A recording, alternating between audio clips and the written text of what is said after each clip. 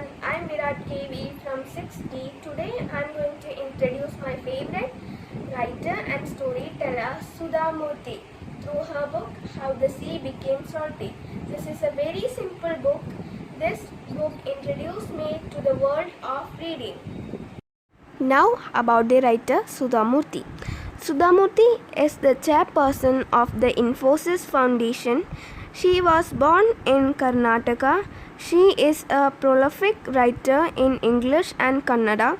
She had written novels, technical books, travelogues, collections of short stories and non-fiction pieces, and several best-selling titles for children.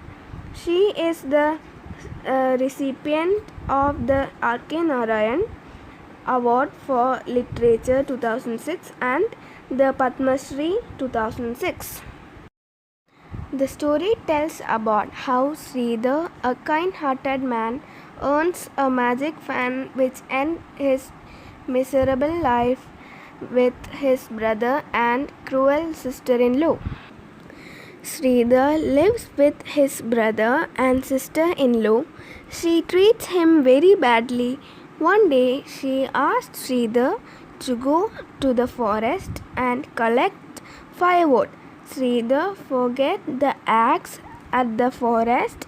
His furious sister-in-law sends him back to the forest. Sridhar came across a group of elves who were dancing merrily around a fireplace. Happy with Sridhar's kind gestures, the elf gifted him with the magic fan. The magic fan will give him whatever he wants and will stop giving once he chants enough, and enough. Sridhar, with the help of the fan, earns a house, plenty of food, and riches enough to give him a comfortable life. His sister-in-law learns about the magic fan and steals it from him. They leave ant village in a ship to earn more and more riches. They were very curious, cunning and greedy. On the ship, they accidentally asked the magic fan to give them salt. Salt bags falls from the sky for many days. They did not know how to stop this. The elves came to the rescue and stopped the magic of the fan. By then, the sea had become very salty, and this the story of how the sea became salty.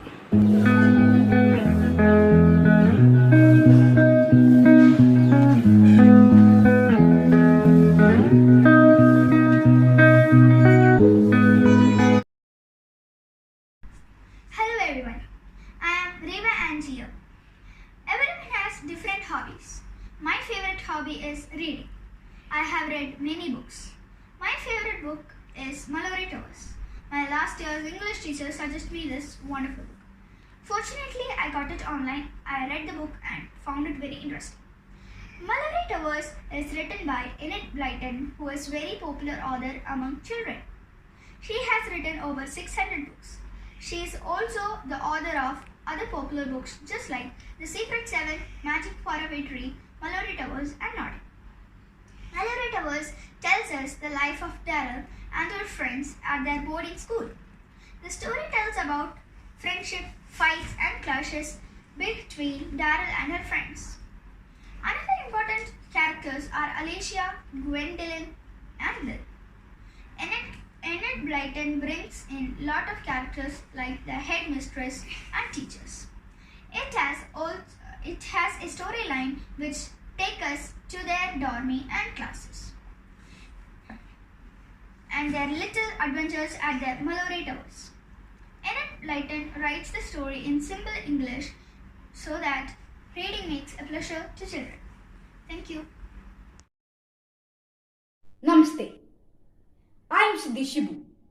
Today I am here to give a book review presentation on my favorite book, Fantastic Beasts and Where to Find Them. I start by introducing the author of the book, J.K. Rowling. J.K. Rowling is the author of the best-selling series of 7 books of Harry Potter, which are translated into 79 languages and have been turned into 8 blockbuster films by Warner Bros.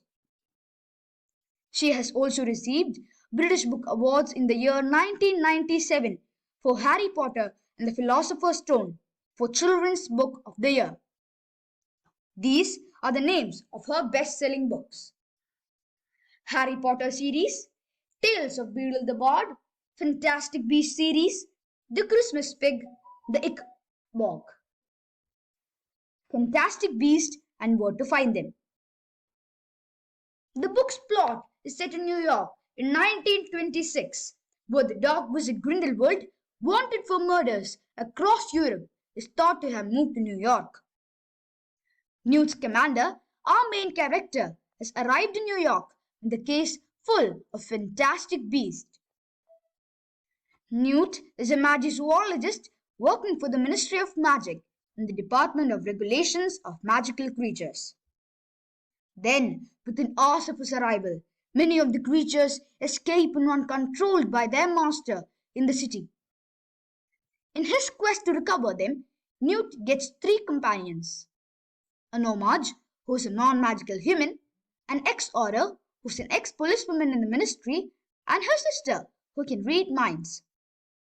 With all this happening, the Magical Congress of the United States of America, MACUSA, struggles to keep the community hidden from non-magical world.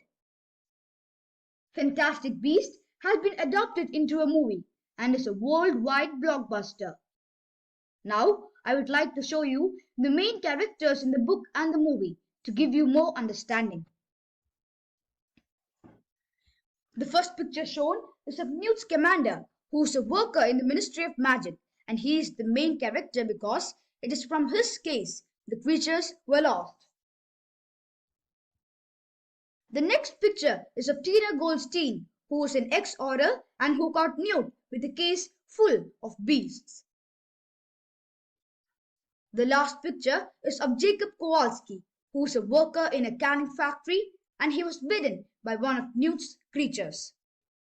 This book has added a lot of creative ideas in my mind. It is a perfect example of a fiction book, and I would recommend all my friends who likes fantasy to read and enjoy the book. Happy reading week. Thank you. Sam and Rachel are best friends. One day they had a conversation. Hi Sam. Hi Rachel. Can I ask you something? Yeah, sure. Why do you waste your time reading? Isn't it boring? Boring? Reading is important and fun to do. There are a lot of other fun things to do. Don't waste your time reading. Reading is fun and helps us understand people better, learn new things, build our own vocabulary, increases your confidence, and most importantly, you become more creative. Really? I don't think so. The day you find the right book, you'll start to enjoy reading like me. Alright, I'll try reading a book. The next week. Hey Sam. Oh hey, what are you doing here in the library? I agree with you. Reading is totally fun. I found this book, Dust on the Mountain, written by Ruskin Bond, and I loved it. Oh great, reading is not boring anymore for you. And thanks to you for making me read. So pick up a book and start reading today. Thank you. Hi Alina. Hi Elshi.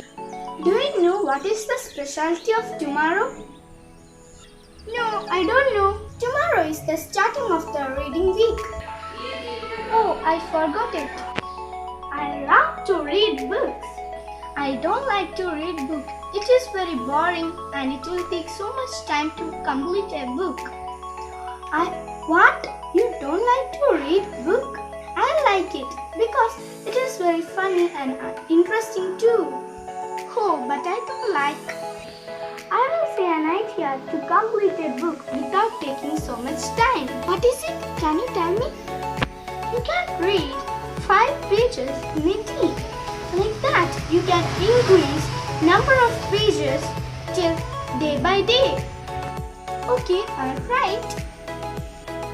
After 1 week. Hi Anina, what are you doing in the school library? The idea which you have given to me was not really nice. Oh, you like it? Yeah, now I really like to read books. Hi Faron, how are you? Hi John, I am fine. What about you? I am good. Hey John, where are you going? I am going for a seminar. My topic is reading book. Yeah Faron, do you know what is the special in this week? I don't know John. This week we are celebrating as Reading Week. Oh, is it? Yes. Can you explain me what is the purpose of reading? Yes, of course. Reading Week is scheduled at a time early enough in the term to allow students to catch up, get focused, and spend some serious time reading and understanding the material presented to them. For some students, it will offer a chance to relax and catch up with friends and family. Oh, really? Thank you John. Now I understood the purpose of reading. It's my pleasure.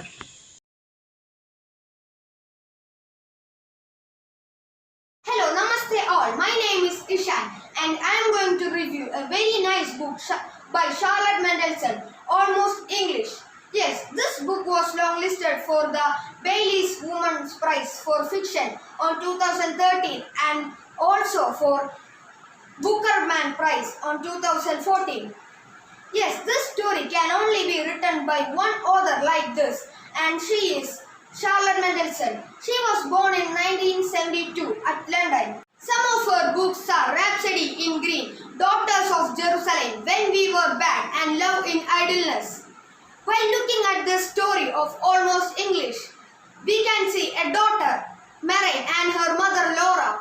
When Maren's father abandoned the family and left without any trace, the both of them are living with some rambunctious Hungarians. Due to some financial problems, Marin is now sent to a new traditional boarding school, Com Abbey, but she struggles in Com Abbey because of mixed heritage. Meanwhile, Laura's husband returned to their house and she is at a loss on top of many years of hard assessment, and she has to figure out the best way to tell her daughter that her father returned. But at this time, at Com Abbey, she was at great trouble. This story by Charlotte Mendelssohn is famous for its best and messiest writing of literary fiction can. And why I suggest all of you to read this book is simple. It shows believing in living, and it is like late Shakespeare meets the modern family of now, and it is irresistible, said modern times. Thank you.